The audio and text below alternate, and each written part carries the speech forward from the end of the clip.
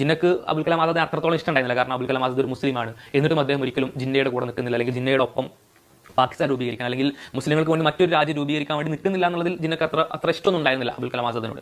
അതേസമയം ഒരുപാട് കാലം അദ്ദേഹം ഒന്നും അബുൽ കലാം ആസാദിന്റെ മുഖത്ത് പോലും നോക്കാതെയൊക്കെ നടക്കുന്നുണ്ടെന്ന് ചില ചരിത്ര രേഖകൾ നമുക്ക് കാണാൻ കഴിയും. ഇത്ര ടോപ്പ് ലീഡറായിട്ട് പോലും ഒരു ഫേസ് കോൺടാക്ട് പോലും കൊടുക്കാതെ അവഗണിക്കുന്നുണ്ടെന്ന് കാണാൻ കഴിയും.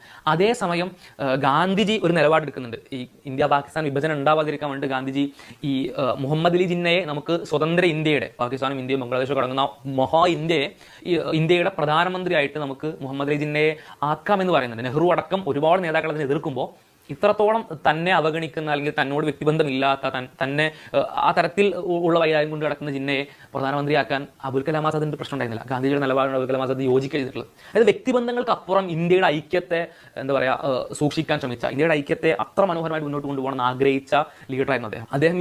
ഈ ഹിന്ദു മുസ്ലിം ഐക്യത്തെ പറ്റി പറയുന്ന വളരെ മനോഹരമായിട്ടൊരു ഒരു വാക്കുണ്ട്. അദ്ദേഹം പറയുന്നത്, സ്വർഗത്തിൽ നിന്നൊരു മാലാഖ ഇറങ്ങി വന്നിട്ട് കുത്തബ് മിനാറിന് മുകളിൽ നിന്നുകൊണ്ട് പറയാണ്, നിങ്ങൾക്ക് 24 മണിക്കൂറിനുള്ളിൽ ഞാൻ സ്വാതന്ത്ര്യം നൽകാം, പക്ഷേ നിങ്ങൾ തമ്മിലുള്ള ഐക്യം, ഹിന്ദു മുസ്ലിം ഐക്യം നിങ്ങൾ വെടിയാണ്, നിങ്ങൾ തമ്മിൽ ഭിന്നിച്ചാൽ നമുക്ക് ആ തരത്തിൽ സ്വാതന്ത്ര്യം നൽകാമെന്ന് പറഞ്ഞാൽ ഞാൻ പറയും, സ്വാതന്ത്ര്യം ഞങ്ങൾക്ക് ഇപ്പോൾ വേണ്ട.